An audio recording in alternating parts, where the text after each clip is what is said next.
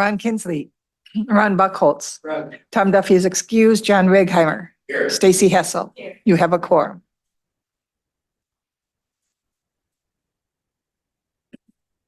To the flag of the United States of America and to the republic for which it stands, one nation, indivisible, with liberty and justice for all. Meeting agenda, the agenda is set. Public comment. Ms. Linda Zomer, please. Good morning, Linda Zilmer, resident of the Village of Birchwood, Edgewater property owner. I have a few different comments this morning. One is follow up to the county officials workshop training. And I'm glad that at least 7 of the Sawyer County supervisors were able to attend. And for those of you who have attended in the past, there was information that you've heard before. But I think one thing that struck me was the focus on county board supervisors being visionaries and thinking long-term into the future. And there was a kind of unofficial show of hands as far as which counties had comprehensive plans or strategic plans. And Sawyer County has a comprehensive plan, but it's not often used in the way that it should be. And back, Mr. Kinsley, when you were first county board chair, I brought to you and Mr. Hoff examples of Jefferson and Marathon counties doing strategic planning. And then when Tweed Schuman was then elected county board chair, I brought it to him. And I think it's worthwhile. More and more counties have done that. But with regard to the county's comprehensive plan, it requires intergovernmental cooperation. And it also has a vision that is very similar to many of the towns in that to protect and preserve the up north rural atmosphere, which includes peace and quiet. So it's not just land use decisions and zoning that would be consistent with a comprehensive plan. It would be things like allowing ATV and UTV road routes. And so if you look to the county's comprehensive plan, it is very specific that the county and several towns were going to look to build trails, not roads. And I would also like to remind this committee, and hopefully when I will be communicating to county board members, that Sawyer County is one of the last counties to adopt a county ordinance for road routes.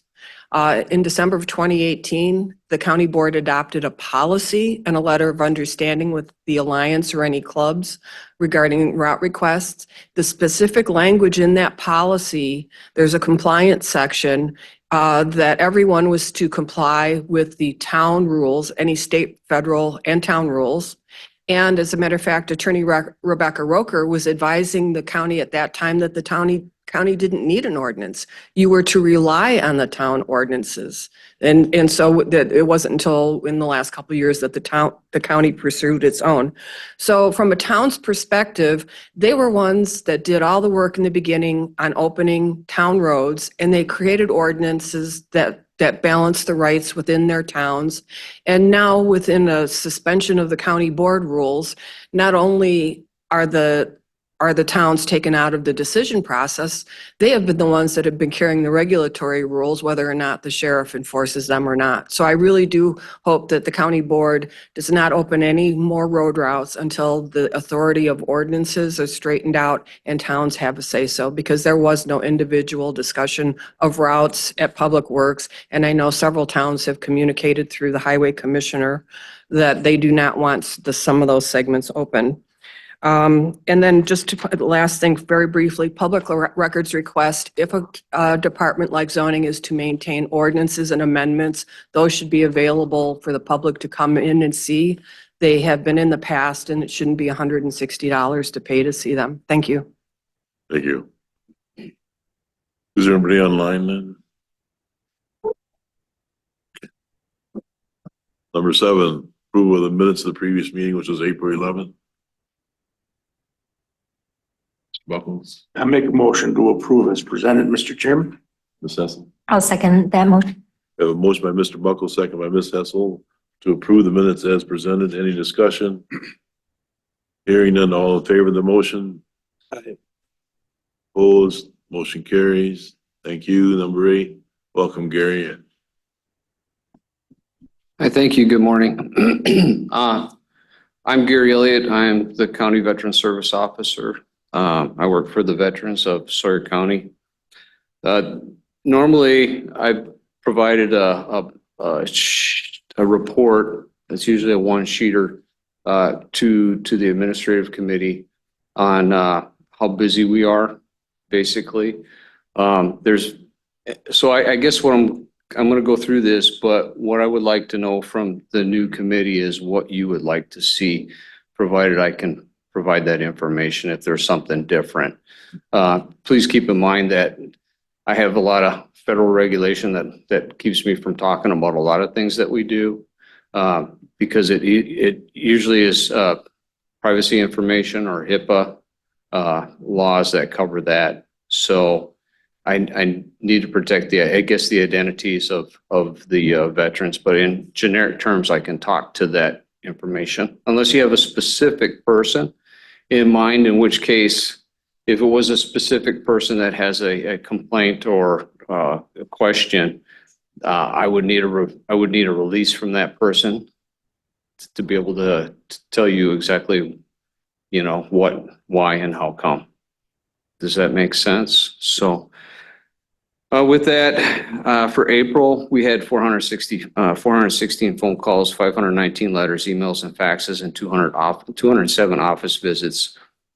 We had filed 67 disability and pension claims to date, and we rolled in about a little over $98,000 in initial payout for successful claims.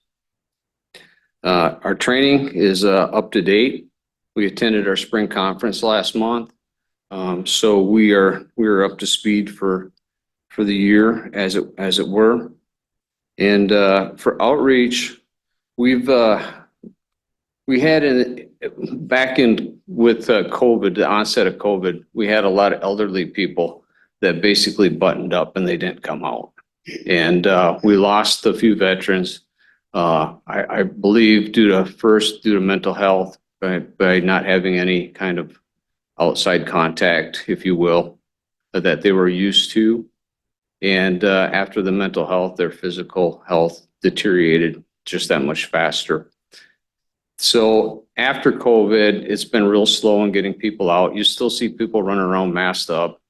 But I talking with Nicole, who is our benefits specialist, I said, I'd like to see if we can get an event where we can get these people in, make friends again, get a network, learn stuff about their VA benefits. And usually the cross communication with the other veterans spurs on other questions and concerns, which was more personalized to the people that attend. So we call that coffee and conversation with Gary and Nicole. We do it on the first Wednesday of every month. We hold it for about an hour and a half is what it's come to. And we cut it off at 11, but we start at 9:30 in the morning. And Quick Trip has been generous enough to donate some coffee and donuts to, for the people that come in. And we pick a subject and we ask the veterans too, if there's something that they're interested in talking, learning about. And we provide that in the following meetings, if we can support that.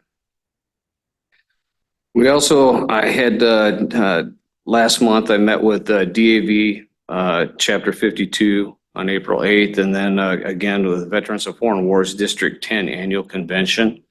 And I talked to them about not only national changes, but how more specifically how I see it affecting the veterans in northern Wisconsin, and things that I needed them as a nonprofit organization with some strength to the state and federal officials to be able to communicate those concerns back up. They have a lot more power than I as one individual as far as things that are going on that are affecting our veterans. So that basically sums up the month of April for our office as far as events go. we normally, there's one thing I brought up at the last meeting, the new board. We, so how do I back up? About 20 or 30 years ago, you remember seeing on the news, veterans dying in line because they couldn't get VA healthcare. They couldn't get help from their doctors. When Trump came into office, he started Veterans Choice, and you heard him pound Veterans Choice, Veterans Choice. Well, that's continued on. The name's changed over administrations. It is now community care through the VA, and this is what happens for how it affects us up here is we're so far away from major, somebody that has cancer or kidney failure or something along that lines within the VA. To get help within the VA, we have to go to Minneapolis to get that care. We have a VA clinic here in Hayward. It is probably the one clinic up here in this area that has the least amount of capability as far as functions go. But they've been bolstering up Rice Lake and Superior. And the reason for that is the building. How much room, how many people can they put in a building? So they've been bolstering the capabilities up here in northern Wisconsin, but it's still a drive. It is still a drive for our veterans. And keep in mind, our average age is probably somewhere around 70 for our veterans. So we've got quite a lot of elderly veterans or veterans that are in the retirement, stage of life, if you will. That community care program, the funding is going away. So veterans can't just go to the Hayward Hospital or Tamarack Health to get care and feeding for more serious types of diseases and injuries. But we have a van, 2 vans for the service office where we will run veterans Monday through Thursday to Minneapolis to get their health care benefits and, health care needs met.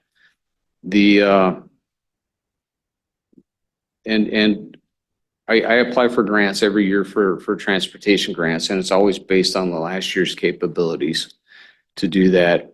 The issue that I had show up last month is I had two drivers, one that drove Monday and Wednesday, and one that drove Tuesday and Thursday. Those drivers have both quit. One moved out of the area, and the other one has an issue going on that they cannot drive at this time. So I'm looking for drivers. I think I found one. As a matter of fact, I've got an appointment with that individual to bring them into the county building to start to get that work application started. Rose and Andy are well aware of the issue, but so we're trying to find drivers and perhaps maybe other avenues to get assistance in getting our veterans down to Minneapolis. The reason for it that in the past with the money for community care, the veterans didn't take the van as much. Why would I drive 3 hours down and 3 hours back for a 1-hour appointment? In some cases they were 15-minute appointments to come back again later.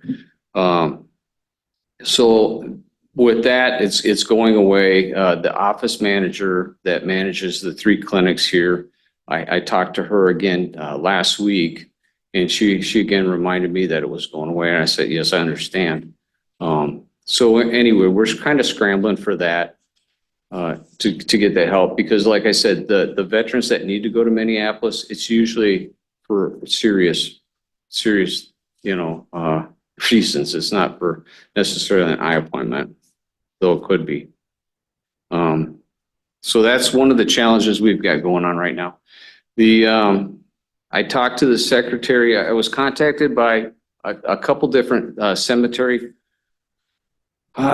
One cemetery organization and another was the American Legion about help with the Greenwood Cemetery, and another one that was out of county. But it brought up a point of, I had the secretary, Wisconsin Department of Veteran Affairs secretary, come in to my office last month.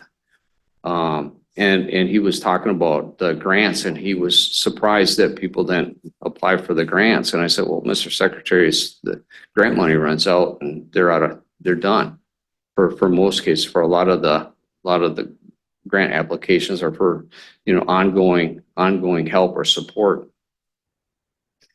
But I did call him up after I had 2 phone calls from, like I said, dealing with the cemeteries, and I asked the state, and they're looking at it right now. I don't know what's going to come of it, but the flag holders for that we put the flags, usually put flags on in front of the grave of the veterans' graves.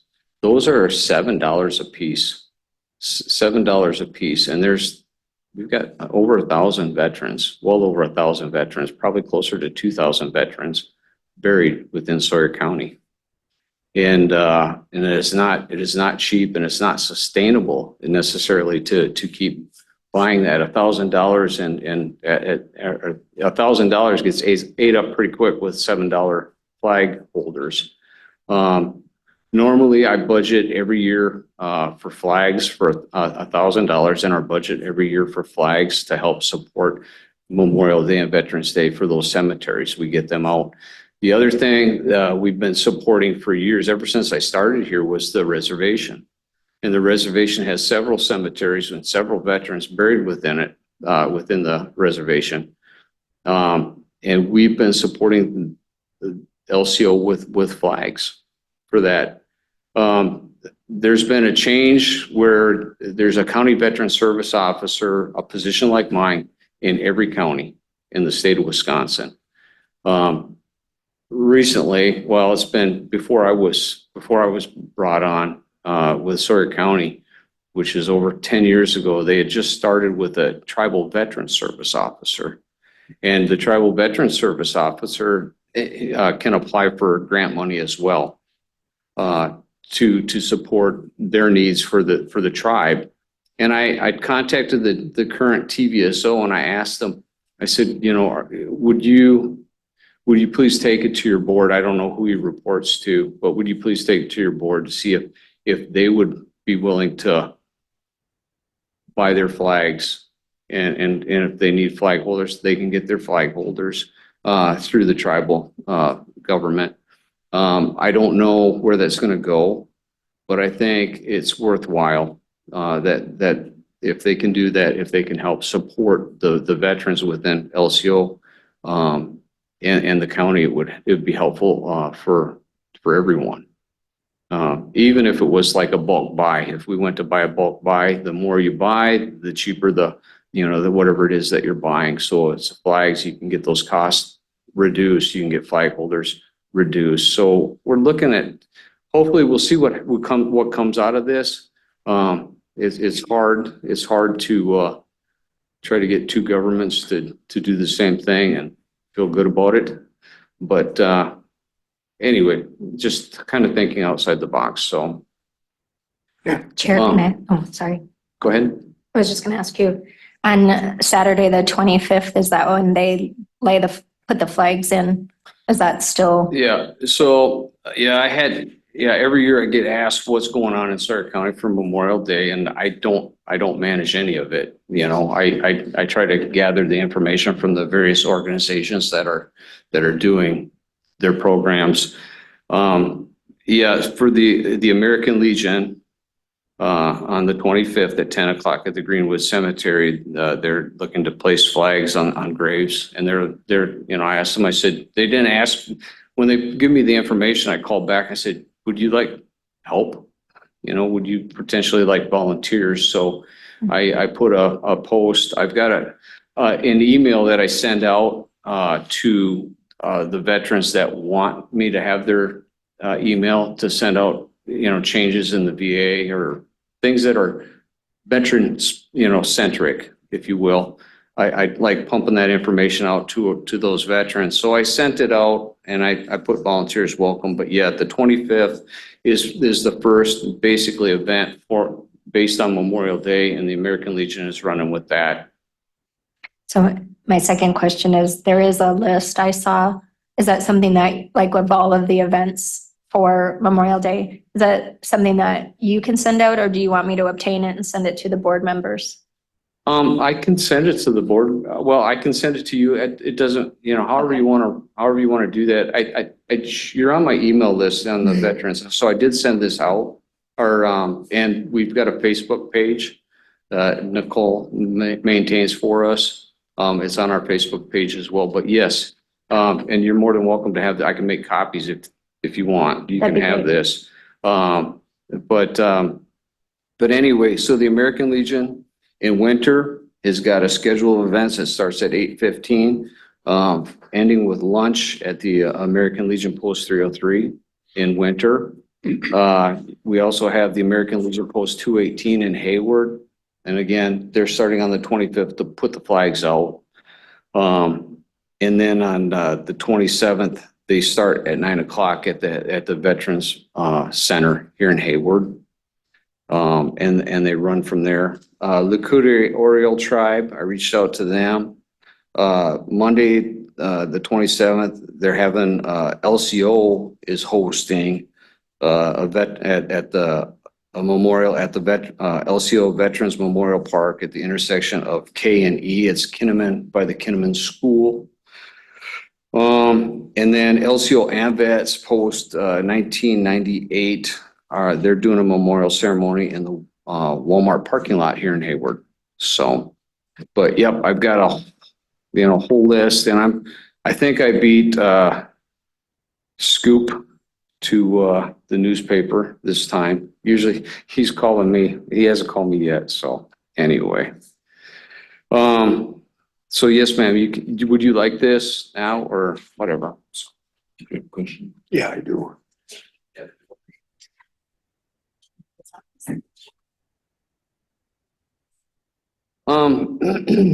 Annually, I sent out annual reports of what our office does, and that pretty much brings in everything for the year, and it's always based off the previous year.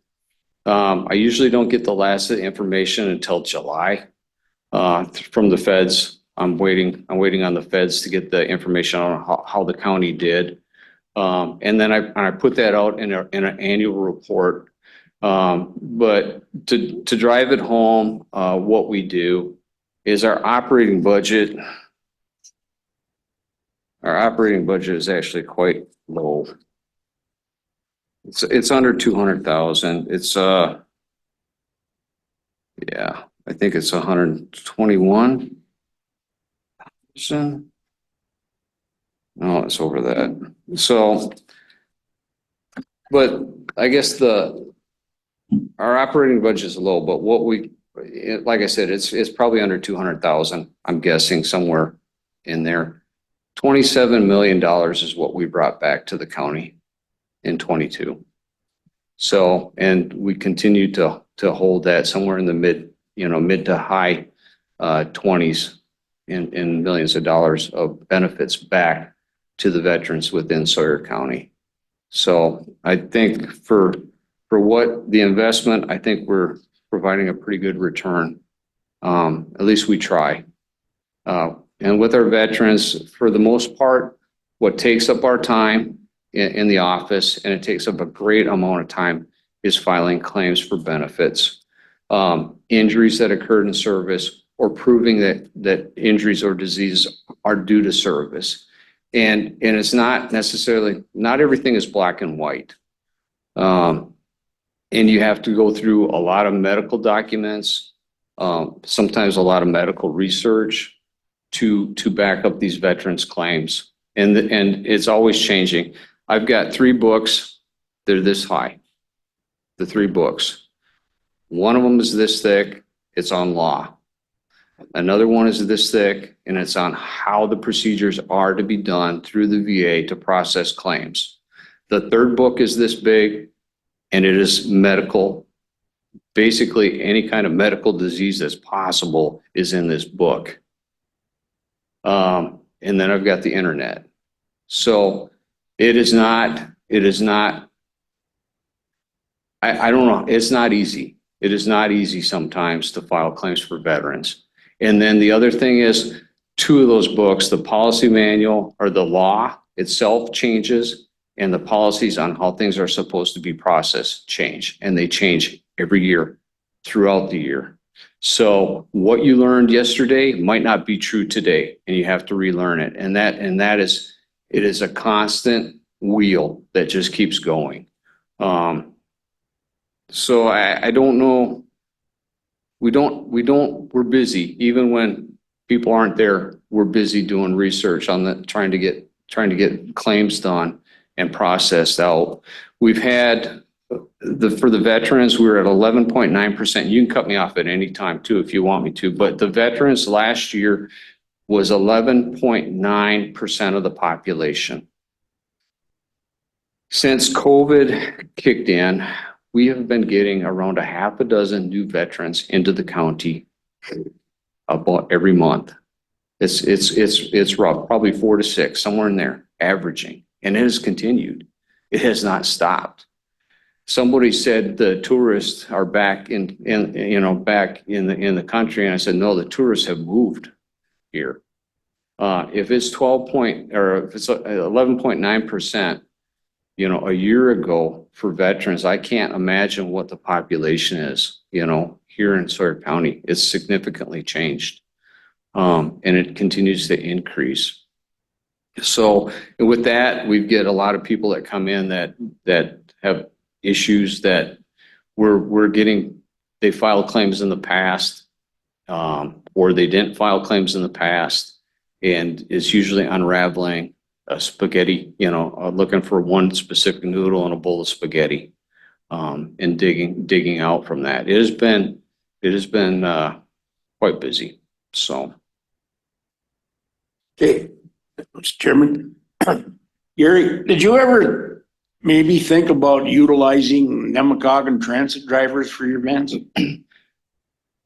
Yes, Andy asked about that last week. I want to say early last week about that.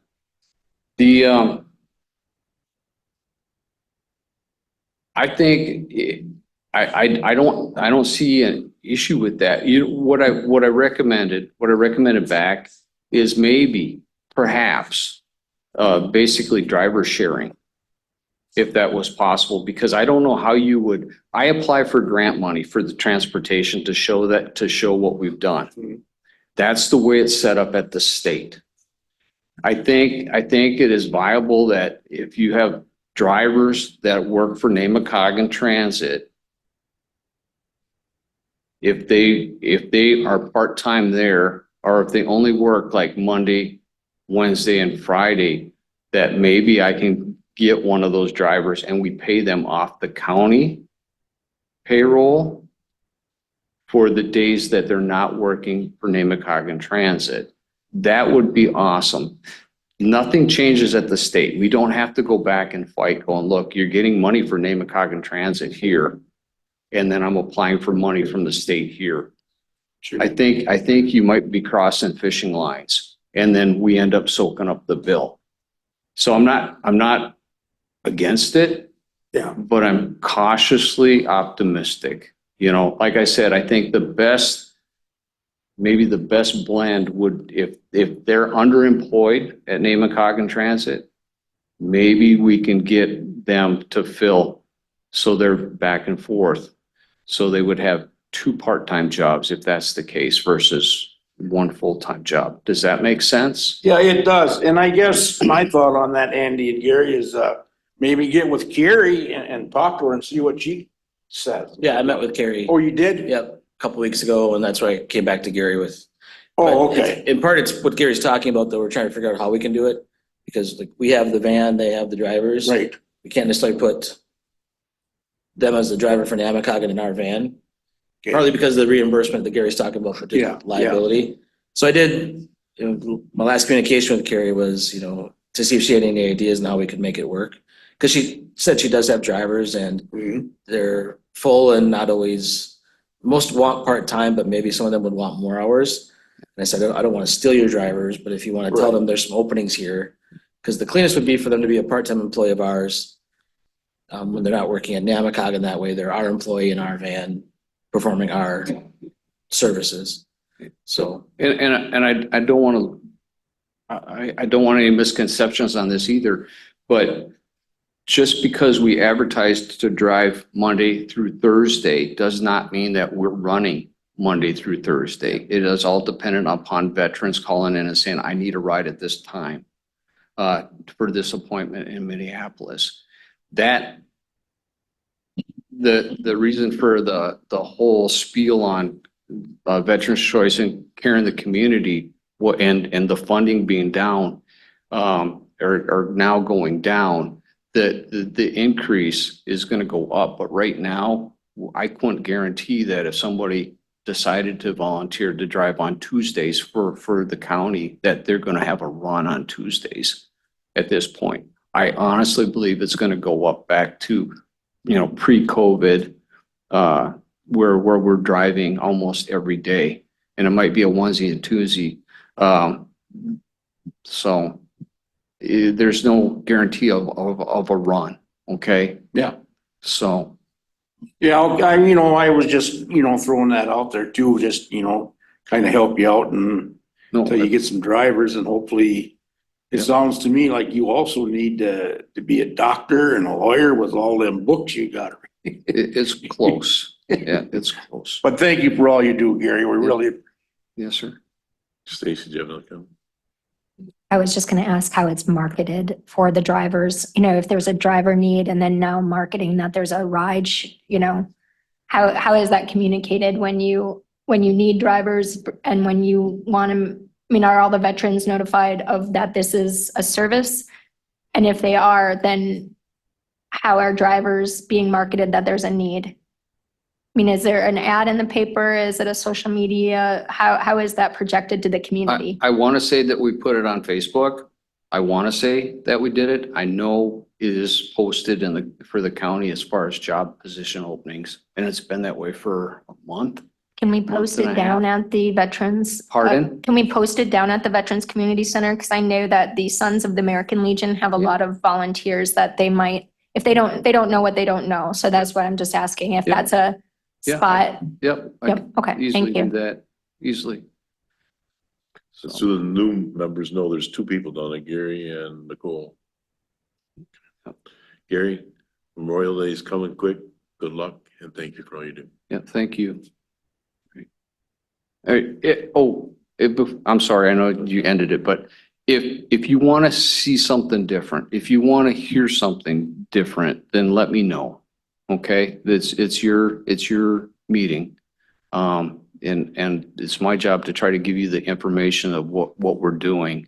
And if I'm not meeting that, then, please, I don't have a problem changing it. I like what you bring to the table. All right, thank I you. do too. You do a good job. And if there want changes, we'll certainly coordinate with you. All right, thank you, sir. Thank you. Number 9, Information Technology Department, Mr. Colson. Good morning. Last month this month, we finished the small courtroom audio video upgrade. This was a project we've been planning for quite a while with the help of Marco. So they have better controls over audio and video now. The other thing we started doing this last month was a better time tracking tool for us. So that's going to be on page 2 of my report. So as you can see, we did about 145 requests in April, which is probably typical for a month. We try to solve as many as we can, some kind of crossover months, but we'll be reporting this type of information on future reports also. Other than that, I think there's just some other ongoing projects we'll give reports as they come up, unless there's any other questions. Mike, I have a question. In the county's magazine this month, they talk about cybersecurity. Could you give us a brief? Certainly. Yeah, we take cybersecurity very, very seriously. So what we try to do is have multiple layers. Layered security is how they what they call it. So the first thing we have is our firewall, which will try to block any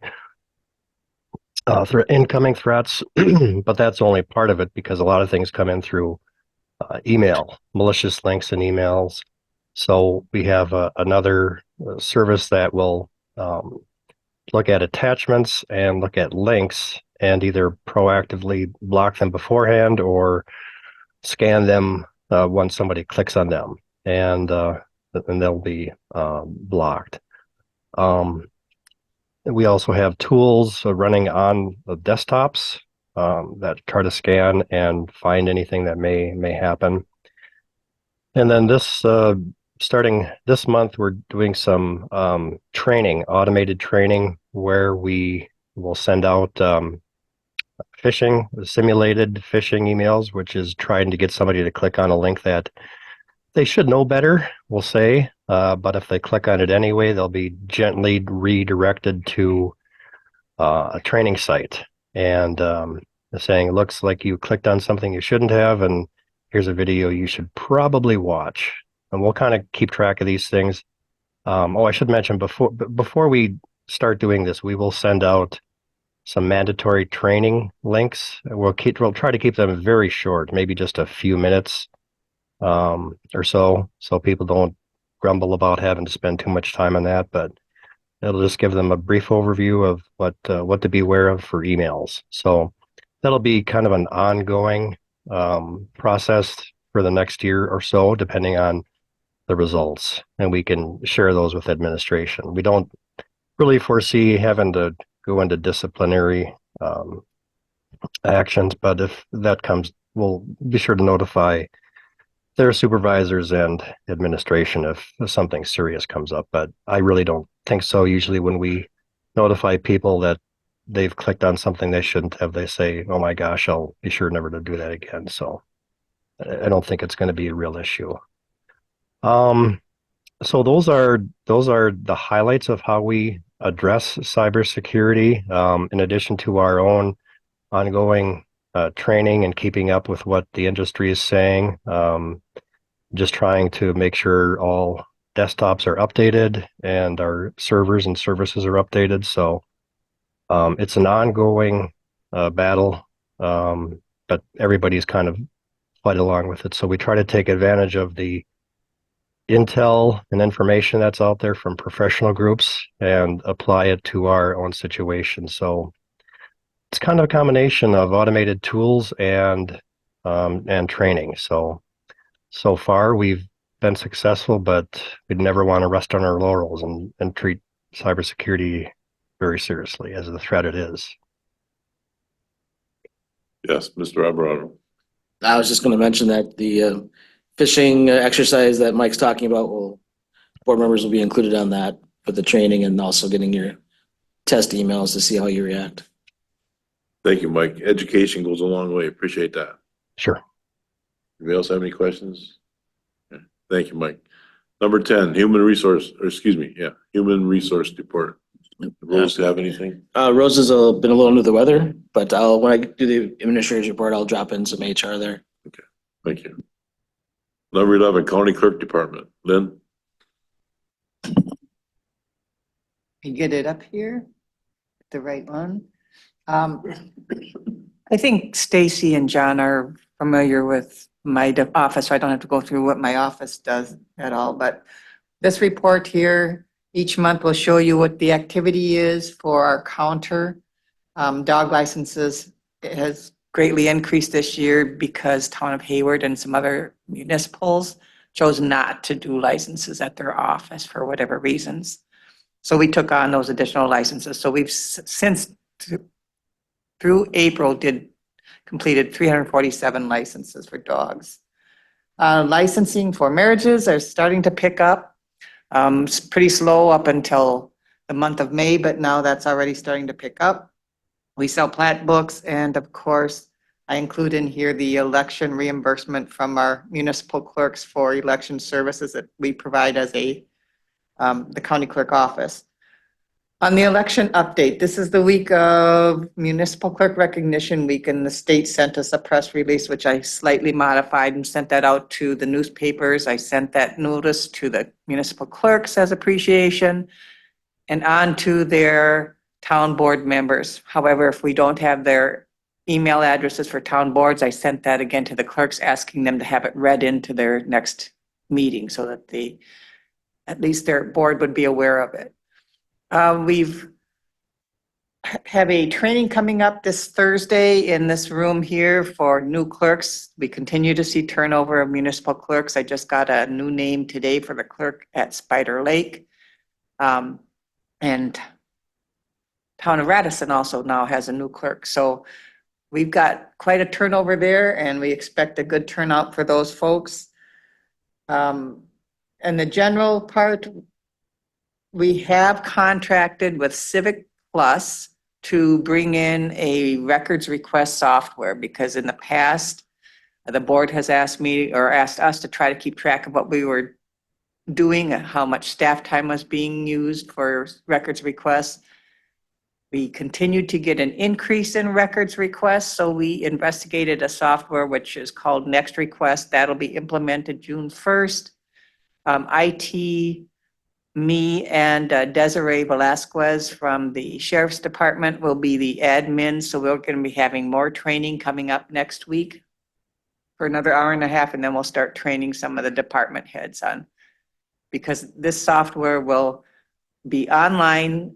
Individuals will request records requests from our website. It'll go right to me. I'll disperse it, because all the names will be in the software. It'll be connected with their wages. So if we have to determine a wage for the time taken to create something that's not already in responsive format, it'll calculate, we can calculate their wage. So it'll have great reporting.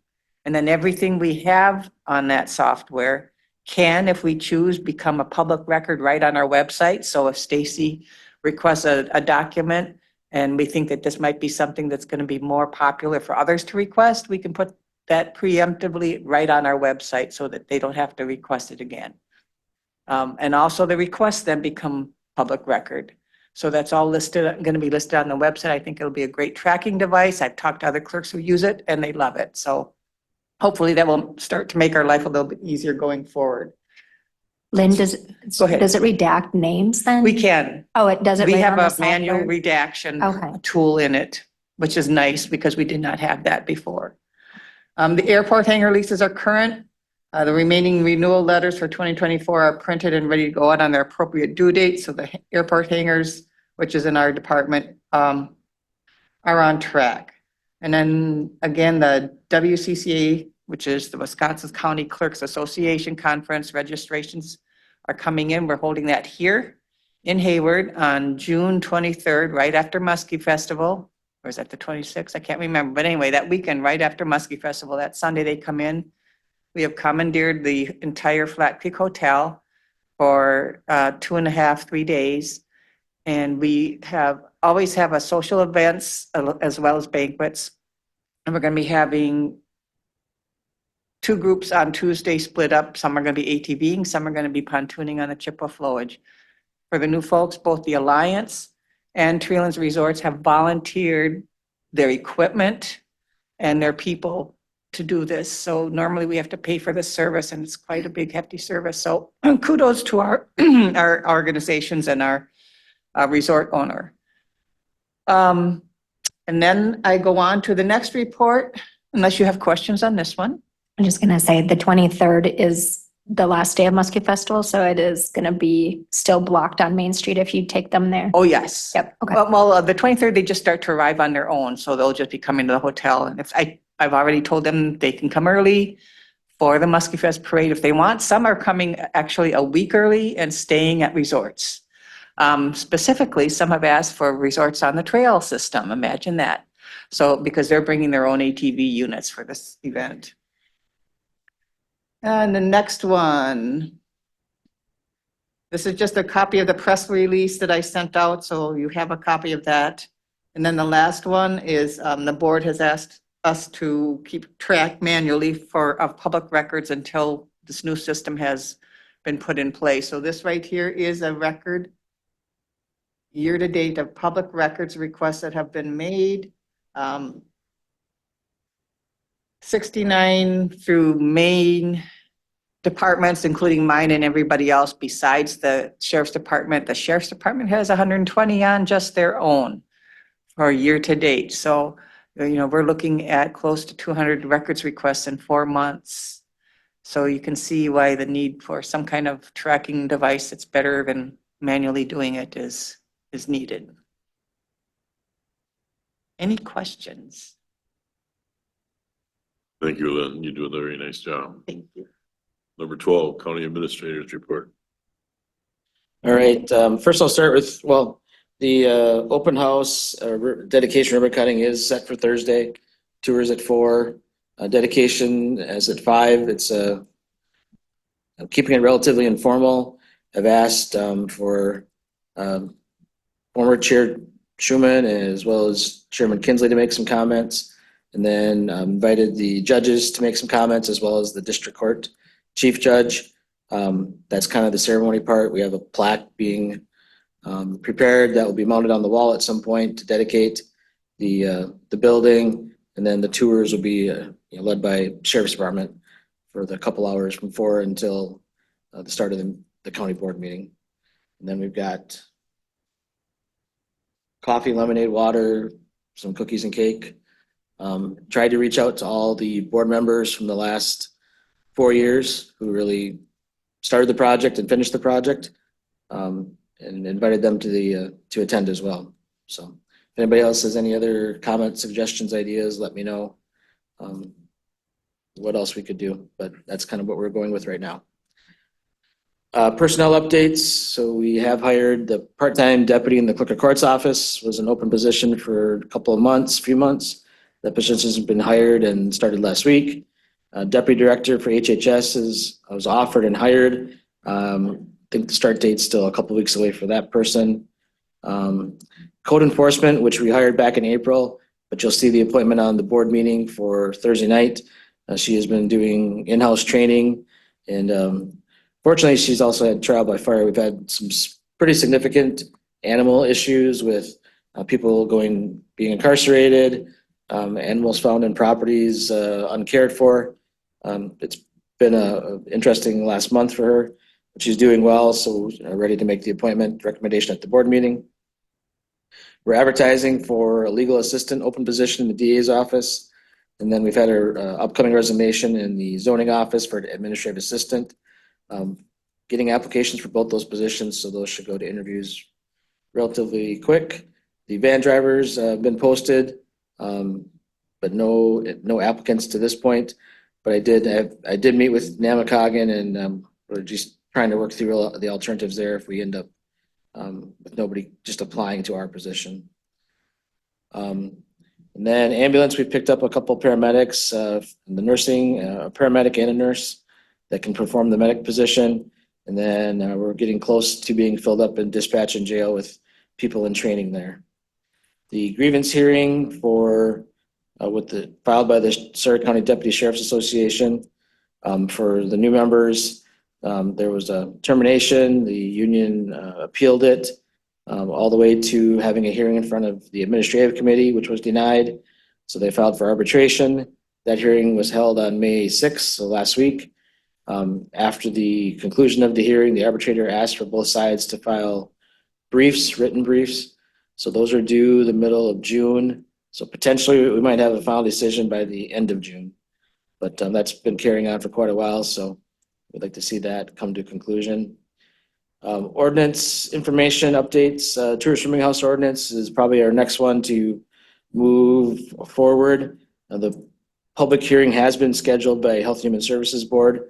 They set it for the start of their meeting in June, so on June 11th at 6:30. There's been a notice put out for public hearing for the Tourist Swimming House ordinance. Airport, no updates on their master plan. Their work by the consultant continues. Anticipate a next meeting in the timeframe of September, October, as we've mentioned. Otherwise, though, there's still a number of things at the airport we've been working on. One of the van drivers that resigned their position because they're relocating out of the area was also our seasonal help at the airport to do the mowing. So we've are going to try something different this year. We've actually contracted with Hayward Aviation with our manager to do the mowing for this year and see how that goes. We've really focused on brush removal this past fall, winter at the airport. There's a lot of brush, even things you probably would classify as trees, growing inside the airport fence, inside the airport boundaries. So we've tried to get rid of as much of that as possible. Just from a maintenance standpoint, it's an investment now, but the goal is, now that it's been removed, to keep it down and turn it back into grass so it's easier to maintain. If you have brush or trees growing inside proximity to the airport, it increases the number of animals, especially birds, that might want to use that area or use it for cover. Even though it is fenced, birds can still get inside there. And it also at some point becomes a visibility restriction. So we've gotten rid of a lot of the taller stuff. They had the pre-bid meeting for the runway resurfacing project at the airport a couple weeks ago, and those are now out, project's now out for bid. So that will happen May, June of next year. We'll see the airport close for that project, which will impact, you know, our management company and the FBO and our revenues for next year. But so well-needed project to resurface the runway. The manager and I have been talking about hangar issues, and by issues I mean there's been some concern that some of our hangar owners are not using their hangars for aeronautical purposes. You know, it is a pretty low bar to get over, as defined by the FAA. It used to be that you can only use it for aeronautical uses, but now, as long as you're storing an airplane, an operating airplane in your hangar, you can generally store other things in there as well. But we've talked about how to address that so that it is transparent. So potentially this summer we'll be doing like walkthroughs of the hangars just to verify that they are being used appropriately. The other hangar issue is that with the elimination of the personal property tax in Wisconsin, those individuals will not, we own the land under the hangars, so the improvement on the real estate has always been a personal property tax paid by the hangar owner. So without that being eliminated, now that is going to be attached to the real estate. So we're going to have to bill each individual hangar owner their portion of the tax that's being assessed. It'll just be a little more work on our end. We have gotten the assessment from the town of Hayward assessors. It was a lump sum amount, $3 million and some change. And then they were also, when they provided us, each hangar owner, the breakdown of their assessment. So as soon as the taxes are settled, we'll be billing those hangar owners as part of our rent payment for the hangar. And then we've had one meeting with BOA, Bureau of Aeronautics, just to go over our current funding and how it's being allocated. A little bit of work with the ambulance, same things I mentioned last month, really digging into the billing to try to maximize our return there, as well as getting the staffing and positions aligned where we need them. Broadband, a little activity there. There was an update, a broadband meeting a couple weeks ago here in Hayward, where they put up more information on the BEAD program. That's going to be the significant pot of money made available later this year.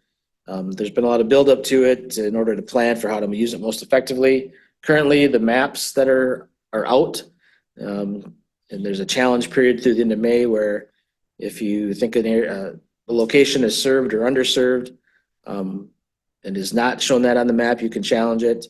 Locating all the community anchor institutions is important. So that's really what we're doing right now. I've talked with a couple of the providers and they gave us a list of all those locations. So we're verifying that everything is on there. I don't see us I see us as the county doing many challenges to the map, as we just don't have that information to do it. But when that is concluded, that'll identify all the properties where the BEAD dollars can be used. And so it does sound like we'll see some of our local providers going after that money. I did show the Economic Development and Extension Committee kind of a county profile that shows where all of our broadband service locations are, the BSLs. So we have over 17,000 of those in the county. Currently, they've determined just about half of them are served adequately, and the remainder are unserved or underserved. And then there's money already out there, though, that our providers are using. It's already been obligated, and once they complete their projects, we'll be down to, I believe, around just under 5,000 locations that are still unserved or underserved, which is where the BEAD dollars will be targeted. So there's good progress. We're about in the same position as a lot of our neighboring counties of looking at about a quarter, a little more than quarter of our locations still being underserved. So, and I think the other thing to note is that at this meeting, and the one thing I heard differently than in past funding cycles, the focus always has been on fiber to the premise or some other hardwire to the premise. They really haven't funded wireless solutions. In the BEAD funding, though, they're saying that there will be an opportunity for wireless solutions to be proposed, because at this point, we're getting down to the hardest to serve locations, and that there are just going to be some places where it doesn't make sense to spend $40,000, $50,000 to service somebody's property that's a half mile off the road. And so these last locations are going to be the most expensive to serve. So wireless or fixed wireless or satellite might be something they decide to fund to get everybody served. Update on LCO. We did have some communication with the tribal attorneys regarding ATV routes. We explained that to a little bit within Public Works. Not much different there, though. And then the CJCC agreement, which expired this year, our initial request to renew it, we received a notice from the tribal Assistant Attorney General a couple weeks ago saying that the TGB had decided not to renew it.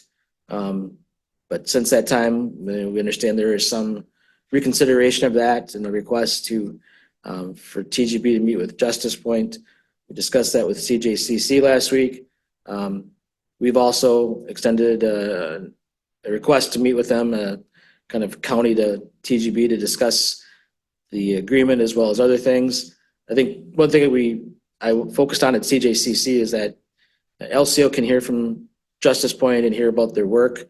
That's fine if they want to hear it. It's probably better than us trying to be in the middle. But really, the counties, Justice Point's contract is with the county and overseen by the CJCC. So if there are any concerns with the work that Justice Point is doing, they should be relayed to the county and to the CJCC to address, not necessarily between TGB and Justice Point. So I think we've got that out there. And then the message about not renewing the agreement had some information that there's unhappy with the performance of Justice Point. There's still a higher incarceration rate of tribal members, and really that we focused on that as well. That's really not Justice Point's purview. I mean, they're working with people who are incarcerated on diversion and then treatment programs.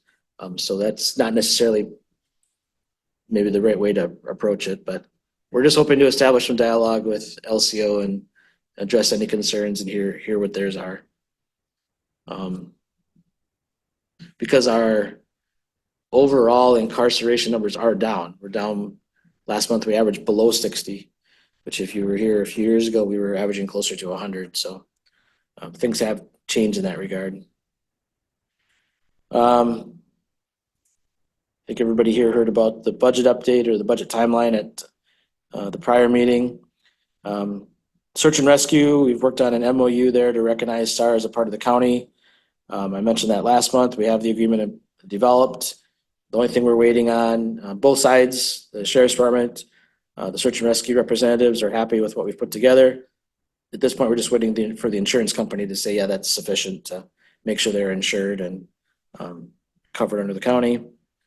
Facilities updates, like I mentioned last month, with this building essentially being completed, we have opportunity to focus on some other areas. So we were talking a little bit before the meeting about the mailroom.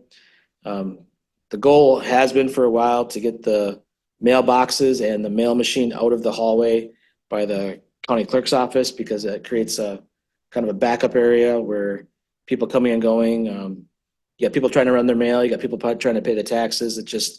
We want to get that hallway cleaned out. And so we decided to put it back. I guess that was the mailroom years ago where Lynn's office was. And so we're moving in that direction and kind of having a dedicated access to that room. So it'll be separated and secure. We did swap the treasurer and the clerk's areas last week just to try to create a better flow of traffic in that area and give people the least amount of disturbance possible. Let's see, we still have projects down the district attorney's hallway of giving them a secure window. Directory signage is on the list of things to do. We don't have prices put together on that, so either this year or next year. We hope to do something to make it more consistent throughout the building. And then the other one that we're working on is at the Veteran Service ADRC building. We have a little restriction or restrictive parking. So we're trying to determine additional parking space there and driveway access to improve employee and customer access to the building. Radio network, this is kind of I've been forewarning, so everybody's not surprised when this comes back next month. But we did bring on a new radio communications vendor the first of the year and to address ongoing issues there and concerns by our users of the radio system as to the deficiencies. So they did do an assessment on our current system and had a list of things to improve that to make it as good as it could be, as far as stabilizing cables hanging off of towers and antennas that weren't mounted securely. So they've gone ahead with that, but then we also asked them, to give us a solution going ahead, because still with as good as we can make the current system, it's not getting us the coverage that and I say the sheriff's department would like to have. We'd like to get to 95% portable coverage throughout the county. Portable is the radios on, the individual officer or as opposed to mobile coverage. And we have some big gaps out there currently. So they've put together a proposal on changes to the network. And I'll just say it's pretty much a complete rebuild. It would be new tower sites. Some would be, some existing towers, some new tower sites that we could get on that exist. And then in probably 2 locations, brand new towers, as well as new network hardware. So that estimated cost is going to be in excess of $2 million. We kind of gave the Public Safety Committee a preview this month. They'll be back next month to give a full presentation on what they would propose the county needs to do to get to that type of a network. And then we'll talk about, if the board wants to go ahead with it, and then how it would be paid for. But it is significant just from the standpoint that it is the one network that works throughout the county. So it's all law enforcement. So the Sheriff's Department, LCO Police, Hayward Police, Town of Hayward Police, the LCO wardens are all on it, all 8 fire departments, all of our EMS, and then even some of our highway department are all using that same network throughout the county. Maintenance of effort, you'll hear a little bit of discussion about that the next couple of months. As part of the shared revenue changes that the state made, local governments as well as the county have to certify maintenance of effort for fire departments, EMS, and law enforcement. Right now, we're exempt from having to do law enforcement, but we'll have to file for ambulance. We're trying to figure that out because of the way we run ambulance. But you'll hear all the towns, villages, and the city all have to do the same thing, and we have to work together to put that filing in. On the county board agenda, you'll see some more appointments this month. As part of the board elections and going through all the appointments, we've turned up some that we missed and some that just haven't had attention in a while. So we're trying to go through and make sure we have all those covered. And then we do have a meeting with the Senior Resource Center at the end of May on the 28th. We've asked to do that to kind of look at how to improve the meal program and work cooperatively with them. And then something else I've been working on that is coming along, and I don't have a full proposal this month, but we're looking at the possibility of establishing a county satellite office in Winter. It's obviously we've heard various concerns about the county's presence in that area, whether it's the meal program or transportation from the Winter area.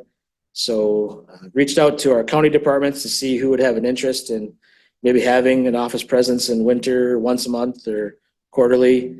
And I've talked to the Waldo people about office space that they might have there that we could use. So the way it's shaping up is that, well, I'll just pick Tuesdays, like first Tuesday of the month, it could be our ADRC and our veteran service are down there from 10 to 3. And then we rent an office space from them.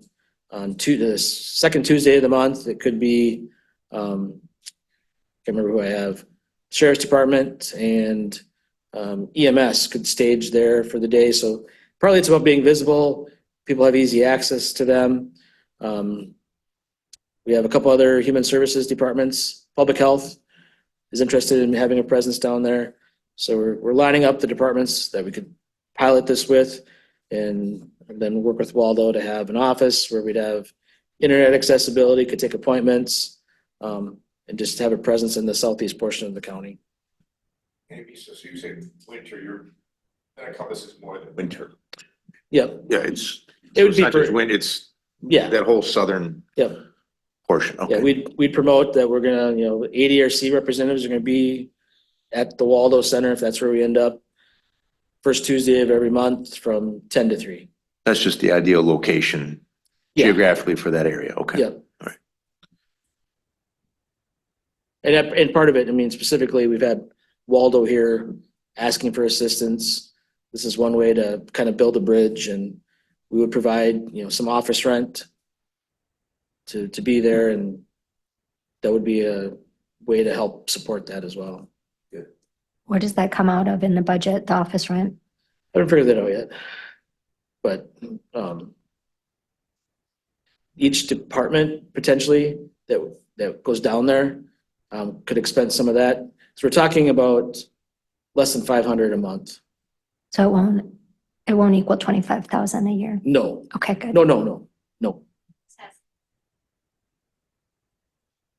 Andy brought the idea to me, and it's a very good idea to pursue it and see where we go.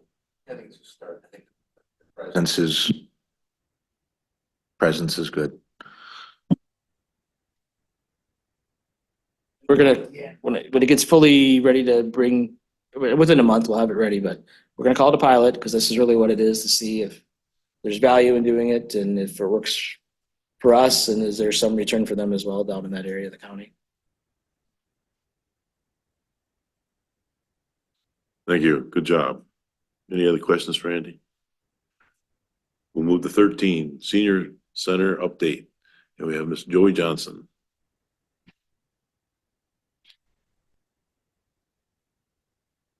Good morning. Good morning. I apologize if I smell like breakfast, but I've been making bacon, sausage, scrambled eggs with ham and French toast this morning, so down in Stone Lake. So what would you like to know? I know that the big concern is that they think that winter is underserved. They're not. They are getting home delivered meals and they are getting carryout meals, so they choose. As far as doing lunches there, they have that option to do that. All they have to do is ask, and Exelon will be more than happy to make the food, take it down there. The only problem is with that, they have to survive, they have to provide the volunteers or some kind of support to do that. Because Exelon only has 2 people and they can't, Leora or Heather can't leave and go there. And then the other part of that is if they're going to be volunteers, they have to fill out volunteer applications. They have to make sure that people have the proper registration forms, all those different kinds of things, all the things that we've been talking about with them over the last 3 or 4 years. And I kind of looked at the numbers yesterday when I went in to do the meal counts for the week. And so far, since the beginning of the year, Winter has had 667 meals delivered to the Winter area so far this year. And last year in 2023, they had 2,096 meals, home delivered meals served to them in Exelon last year. And carryouts are 81. And I've noticed when I looked at the numbers, because every month I have to tally up all the numbers for our claim for Guar. And I've noticed that some of the people that traditionally had gotten carryout meals are now getting home delivered meals. for, you know, whatever reason. I don't know if there's health reasons or not. And I would say on the average, we're probably picking up 2 to 3 new people on the home delivered list right now. And something that a lot of you may not know, right now, 70% of the meals that we serve in Sawyer County are home delivered meals, to the tune of over 16,000 home delivered meals last year. That equals almost $235,000 just to provide those 16,000 meals, because each meal costs about $14.48 to make. That includes the food, staff time, lights, electric, all of that goes into that. And also part of that $235,000, $40,000 to $42,000 of that is paid to the drivers to deliver those meals. So that's the most expensive part of it. Last week I did a presentation for 100 We Care, and as it's going right now, nationwide and actually in the state of Wisconsin, 70% of the meals that are served at senior centers are home delivered meals. And that is going to continue to go up because of the aging population. The baby boomers are aging, so more people are doing that. The other thing that we're running into with these meals, a lot of people that get home delivered meals are people that have moved here and have no family here. So it's kind of like those home delivered meals are those things that help support those people when they're there, so they can check on them. The other thing now with the senior centers doing, we now are doing Lifeline. So we have a second thing that we're doing. So those people, when the drivers go in there, they can check on those people and their Lifeline equipment. So we do Sawyer County, part of Bayfield County and part of Washburn County and part of Rusk County with Lifeline that we service. But, Winter can get, you know, they're getting carryouts, they can get home delivered meals, and if they want, they can do the same thing that we do with Stone Lake right now. We can take food down there and they can stay and we'll have someone volunteer from Hayward. Right now, we've got a lot of board members that are helping support the situation in Stone Lake right now. Hopefully, after my final interview with an individual on Wednesday, I'll be able to hire her so she can be down there at least 3 days a week, eventually 5 days a week doing breakfast, and I can come back to Hayward and do my other job. Go ahead. It all makes sense to me. My question, and I don't know if this is for you or for Andy or, I got an earful when I did a meet and greet down there, almost that it was my fault that there's not the Waldo Center's not supported. So it sounds like the meals are being given out. So is the disgruntledness, would they rather have you deliver the meals to the Waldo Center and then they deliver it? Or do people not want stuff delivered? They'd rather go to a restaurant at the Waldo Center? This makes sense to me, but then it's complete disconnect from the earful that I received. I mean, I have my opinion, Joy might have her opinion. I do. I think there is a disconnect. We're more than willing to bring, you know, food up from Excellent and serve it to them. They can have a hot meal. That's fine. There also is the restaurant model that we can do. If we do a restaurant model, first you have to get a restaurant that wants to do it. And if a restaurant wants to do it, they have to follow a meal plan and they have to have a specific menu that's just for seniors. And if we're going to do that kind of a program, I would suggest, and the suggestions I've gotten from GWAR is that we do a voucher program. So what it means is, so then they would have to fill out the form with us. We would give them the voucher. They would pay for the voucher and then they could go get their meal. Because the problem is if you do it without having the voucher program, then somebody has to sit there, make sure the people fill out the forms, collect the money, do all of that. And so it's an extra level for the volunteers, and it's also an extra level for the restaurant. Otherwise, I mean, we're willing to do it. We've talked to several restaurants about 3 years ago, and they were not interested in doing it. They didn't want to do it. But we're more than willing to take hot food down there and serve it. But they also have to understand they have to fill out the forms, and they have to follow our menu. That's been one of the things, there's been that disconnect is we have certain rules and policies that we have to follow. And I've had issues with other sites where we'll give them the menu, we'll give them the recipes, and then I come to find out, well, that's not what they had for lunch today, and they didn't call me. You can substitute if you want, but I have to know about it first, you know? So there's got to be some give and take on both sides. Ron? That's helpful. Thank you. You're welcome. What Mr. Righeimer's talking about. I go to a fish fry in winter Mhm. and it ain't good because you got people coming up to you and wanting to know about Waldo. Mhm. it's never ending down there. And I agree with the people, but things are getting worked on and they just gotta understand, it just doesn't happen overnight. So that's what I try to tell them. I say it's being worked on, so. Right, and the other thing is, Ron, and you know, because you went to multiple of those meetings that we Yes. held down there, that Pam came to and stuff like that. And since they decided to do the Waldo Center and do that, we have had no communication with them at all. They have not said anything. We keep offering the things, and I know Shirley Armstrong, our president, has talked to a lot of people and offered things, but there's no, it seems like, you know, and partly it's my fault too, because, you know, sometimes you just get to the point where, you know, you keep giving them information, giving them the options, and you never, you know, get any feedback back. We're willing to do anything. For example, in Stone Lake, we don't have a large lunch crowd there. So we're not doing lunch right now. We're doing carryouts and we're doing the home delivered, and I'm doing breakfast Monday, Wednesdays, and Fridays, because that's how I could work it out with my schedule, because I have someone else that can do my job that I do first thing in the morning, so I can go get breakfast and, you know, come back here. And I don't think we'll ever probably do lunch down there again. We'll do what we call pop-ups, and we've got some plan for Stone Lake, and we're willing to do the pop-ups, you know, down there at, you know, in winter, but we'll probably have to do it at a church based upon, you know, what we're going to bring. So there are opportunities to do things, and it's things that we've talked about with Pam, and we've talked, you know, some of the board members have talked about that, doing these pop-ups.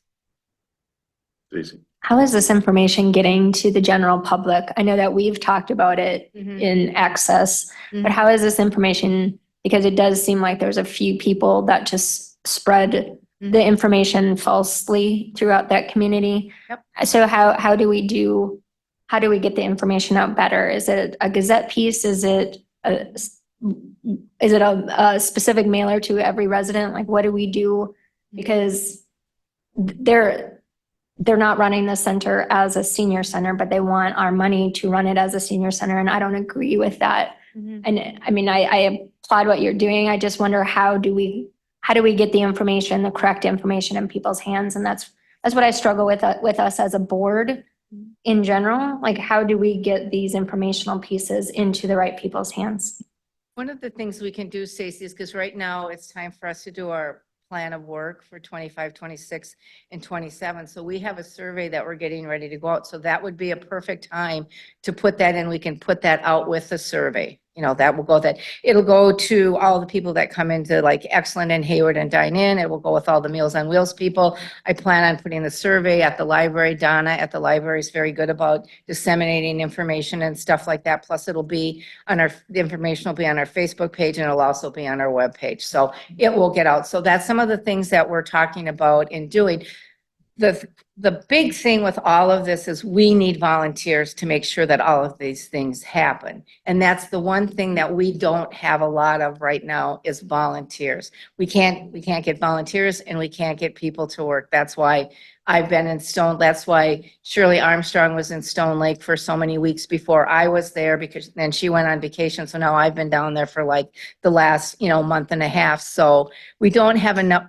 Everybody is being spread really thin. We need those volunteers. And I mean, that's what's going to make that program in winter successful, is if we can get some volunteers and some committed people to do that. I've been very fortunate with on Monday through Friday, having one volunteer that's taken the meals down to Stone Lake every day for Meals on Wheels and the carryouts, but unfortunately he's at Mapes today, and he'll find out when he's going into the Marines. So I'll have to find, you know, more volunteers to do that. That's the one thing that we're lacking at all of our sites is volunteers, whether it be for delivering meals to sites and stuff like that. It's a big thing. Mr. Ricker. Yeah, two questions. The volunteers, so the down in winter, it would appear they seem to say they have the volunteers. They not have the volunteers to meet your request of volunteers for them? They have come forward and said they have volunteers to do it. We have a hard time getting volunteer drivers down there. We have one or two volunteer drivers. One volunteer driver is from Winter, and the other one is from Excellent that delivers the meals. That kind of leads to my second question. It seems like it's just Yep.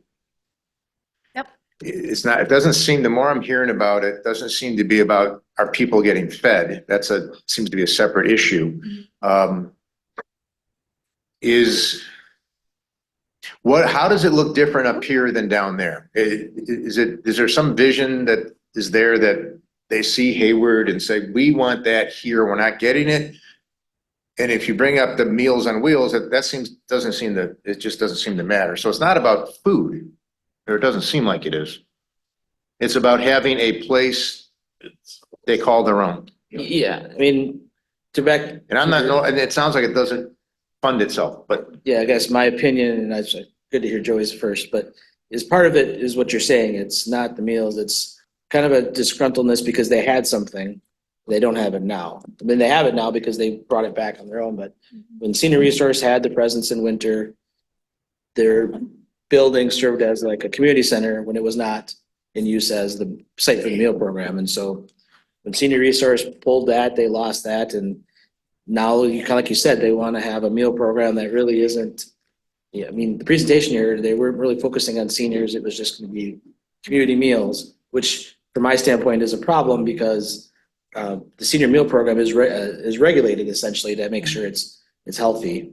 The other thing I want to mention is like our request to meet with Senior Resource really isn't about winter, but it's, probably what we found in winter, what Senior Resource found is staffing issues, which is probably the primary reason they pulled it. They're having staffing issues in Stone Lake, which is why Joey's cooking bacon this morning. And I don't see that changing. And so like you said too, you feel like you were getting the blame.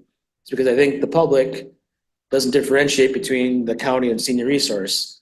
As go the meal program, what if it doesn't perform the way it's supposed to, we're gonna get the blame. So I want us to be a part of the solution. And so it's looking at what makes the most sense countywide for them to run. And I don't want to tell them what to do, but we're gonna kind of engage with them and help find, hopefully, The solution. and Guar, who funds part of this, is gonna be a part of that to give us ideas. And like we brought up, how many kitchens make the most sense? They've mentioned that if, we establish another kitchen, they don't necessarily have a facility to take on half the county. So I'll just put this out as one idea we talked about, could the county make a bigger investment this year to give them better equipment, like some counties have, to keep the meals hot while they're driven a further distance in a delivery system? Just as one potential thing that could happen. But like you said, I know we know from the public standpoint, we have a lot at stake in this to make sure it's successful, even to the extent when you find out from Guar, what do you need minimum standards to have for a meal program? We're exceeding those right now. But if we were to go back to the minimum, I don't think people would be happy with that. No. Mm-mm. So I would say I'm seeing this as a consistent theme. This is the big one. Down there, I was also had an earful about the Namakogan Transit. And we're going to talk about ambulance later. I mean, it's, we live in a rural area and the numbers just sometimes don't justify services that if you lived in suburban Milwaukee or what have you. So yeah, it's a challenge. So maybe it's just education. I hate saying that word, but or awareness. I think it is an education. And here's something else that a lot of you may not know. We are getting a cut for Older Americans Act in 25 and 26. There's talks right now on the books that we have to start prioritizing our Meals on Wheels. I do not want to do that. When that conversation started about 9 months ago, I started looking at that, having to prioritize who can and cannot get a home delivered meal, who has to go on a waiting list. I don't ever want to have to be faced with that. I looked at, when I started at the Senior Resource Center, we had 2 meal routes. During COVID, we had 5. Now we're down to 4, and I've got some routes that maybe should be split up a little bit and maybe go back to 5 or reconfigure some of them. If we have to start prioritizing, and after this year, once my ARPA money's gone, it's gone. And last year and here's the other thing, that they give us more money for people to come in to eat than they do for us for home delivered meals. I'm just going to throw out some numbers. They're not exact numbers, but for example, for coming in to eat lunch or congregate meal, we get over $80,000. For home delivered meals, we get less than $35,000. Okay, so 70% of the meals that we're serving are home delivered meals. Up until this year, 2024, I could take money from congregate and put it into home delivered. That's off the tables now. So I've got this big chunk of money that's sitting over there. I have a little bit of ARPA money left, but I can only take 40% of C1, which is home delivered congregate meals, and move that over to home delivered meals. That's my only flexibility this year. And after this year, with the cuts that we're getting, and if they make us prioritize, then, you know, that's going to be another thing. The other thing that's on the table right now is, I had a meeting with Pam, who's going to be here, meeting with Andy, and Patrick Mertz, who is our fiscal person, will be here. They are now talking at the state level that all of our kitchens have to be licensed. Our license right now for our kitchen in Hayward is $825 a year. Now, if I'm going to have to spend that on the other two kitchens, that's going to eat up another part of that budget. So with that, and that's not plus that cut that we're getting from the Older Americans Act. And when you look at the whole picture of where the money comes from, when you look at the money that we get from the state of Wisconsin and what counties get from, you know, the counties to run, there's only 5 of us that are nonprofits like we are. After very shortly, it might have changed by now, one is not going to be a nonprofit. The county is going to absorb them. So there'll only be 4 of us. So we are supported by the Older Americans Act, the state, and by our counties. And so then that federal money is getting cut. And where our biggest cut is, it's called NSIP, and that's where it helps pay for our raw foods. That's been cut by 8%. That's been cut by millions. So the next couple years are going to be, you know, really have to think about what we're going to do to make it, you know, easier, to make it more efficient, and make sure that we serve the people. And I remember when I worked for Extension, we always talked about how nothing exists. Nope, the state doesn't think of anything exists above, you know, Highway 8. Well, that's kind of the way it is, and that's kind of what we're in. If you're above Highway 8, if you're above Wausau, you know, there's nothing but a bunch of trees up there. I remember at a state meeting one time, we were going around and asking about the different funding sources in our counties, and I'm listening to these people talk about United Ways and all of this. And I said, oh, that's really nice. We don't have that here. We have lots of resources, and they're trees, and trees don't have pockets. And if you don't have pockets, you don't have money. You know, so that's kind of, you know, so that's why those volunteers are so important, because they help us do that. The other thing is this last year, we lost our in-kind for our volunteer drivers. The federal government said that we could no longer use our drivers for in-kind, which amounted to about $3,000 a month, because we give them money, we pay them. So we lost $3,000 a month in-kind. So that's where our volunteers come in at $28.55 an hour. Ms. Hessen. Well, my point again is the public doesn't know what they don't know. So I keep hearing it only as a county board meeting member, a county board supervisor, but I don't think the general public knows these things. I know because both of my parents have been on Meals on Wheels, and the actual driver in Stone Lake saved my dad's life. So I just think that it's important to, especially with all the elderly residents that we're getting new, we just talked about that at finance, but people don't know what they don't know. And I know that you do the bingo at TNT, but I work for the state. We've never been invited to go, you know, on, I've done it in Rice Lake where you go to do the Meals on Wheels, but then the elected officials, especially the new ones, don't know what they don't know. So I think that there's a huge education piece, even though John doesn't like that word. It's a huge education piece that we're lacking, that if people know more about what the ATV Alliance is doing than they do the senior center, then we need to work on that. Right. No, I think that's right. You know, I invite anybody, we have a board meeting on Wednesday to come, and we have a couple things coming up that I think would be good for board members to come to. And one of my board members would like, or one of my staff members would like to start doing an article in the Sawyer County Record if they'll allow it. So that would be another place that everybody reads that. We said it probably. Sure. Well, we said everything that we send to the Record goes to the Gazette too. We send them, they get the meals every month. They get, you know, this, when we have a meeting or whatever, they get everything. They might give you that forum. I mean, maybe you've already done it. Sure. The Yep. forum. Chair, I don't So then mean, the record would. I don't mean to be rude, but I have to leave for another meeting. Thank you. That's when Andy brought me the idea, is because I've lived through the southern Sawyer County of how they get nothing from Hayward. That's not a fact, but it's a perception that they receive, and they live with that, and they have a few people that continue to push that, and they like the way they sound. Have an identity. Yes. So when Andy brought this idea, I'm all for this idea. That's one step at a time. If we can put our foot in the door and educate the people, now they can't say you're not offering no services down there, but it's a step. And there might be more steps coming. Maybe there won't be. Joey, I got one question, and it's kind of a dumb question, but I got to ask. Okay. An example, you have in winter, home deliveries 2,096, Mhm. carryout's 18. To me, a carryout is someone goes in and picks it up. Yep. So are the people going to Exland from winter to, No, they're delivered to Winter.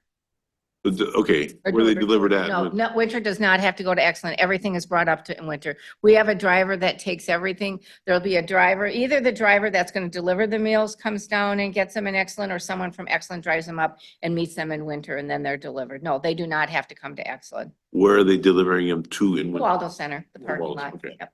Okay, Mhm. thank you. You're welcome. You have more stuff for Joey? Nope. Anybody have more All right. questions for Joey? Joey, thank you for taking You're time. welcome. I'll see you Wednesday. I guess you're going to the meeting Wednesday. Yeah, well, I'm not gonna be on there very long, but I'll be there Are when. you going to be on Zoom or?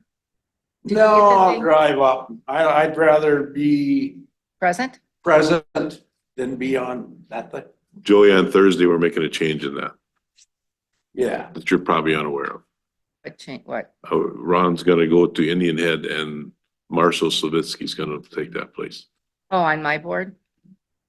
Unless we can get him to attend, Sandy wants to try to get a hold of him and he can attend Wednesday, and if he does, I won't, so. Okay, all right, but then Jeff is the other committee Marshall. member, right? Marshall. Huh? Marshall.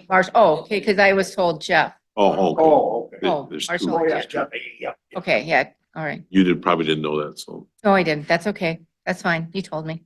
All right, thank you. thank you. And anytime, please come over for lunch or whatever. You're always welcome over there. And if you ever have any questions, Ron's always would call me up and ask questions. And, Mhm. you know, and Ron, you have to call and ask questions. I mean, I'll be real honest with you. I don't know the answer. I won't give you an answer just to give you an answer. I'll find the answer for, you know. But I think, you know, you're right, you know, and I think after we did a lot of things down in Winter, I think they let it go. And like you said, Ron, there's a few people that just, you know, like to do it and, you know, and they can have, you know, everything. And one other thing that when you guys were talking about that, you know, Hayward gets more than everybody else. I don't know if any of you really know the history of that building. That building was started as a senior center, not a meal program. It was just for activities and stuff like that. So those things have, you know, continued. Excellent is starting to do more activities. And the other thing is this year is the 50 years of Meals on Wheels.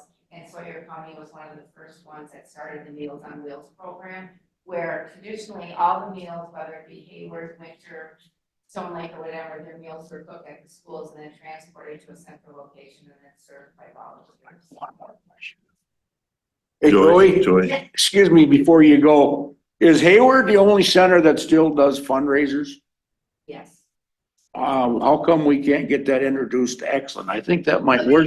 Actually, they have been, I've gone down there a couple times and have meetings with them, and I have one person that I send information to all the time. And they have done some fundraising, when we had to put in the new dish sanitizer, Yeah. they help fundraise to help pay for that. Okay, I just wondered. So Excellent has really, you know, come close for it, so. Okay, all right, thank you. Thank you. Number 14, future agenda items. The only thing I was gonna mention, next month is after the board meeting next month is the due date for resolutions for the WCA business meeting in the fall. So in the past, the county has submitted resolutions for, the last one we did was about mental health funding. But if there's a topic area that the board wanted to submit resolutions to be considered, they're considered at the business meeting, and then if they're adopted, they become part of the WCA legislative platform. Next month is our last chance to do that. You dream up some ideas. Correspondence, reports, conferences. I will tell you that people that are on other committees, like example, the Senior Resource Center or Indian Head, the agenda is going to change at the county board, not this month, but the agenda is going to change and there's going to be a place for reports from them also. So that whole board can understand a little bit more of what's going on. And sometimes there's not gonna be any activity, and that's fine, but when there is activity, if you could share a line or two or something, that way the whole board would understand a little bit more of what's going on. So that's coming. All right? Anything else, Andy? Oh, and I think what you and Andy come up with, somebody being down in winter, that's great. I mean, we're working that way. Good start. It's a good start, yes. There are many misperceptions that there are. Well, No, we will try. that's all we can do. All right? Meeting adjourned. Thank you for your valuable time.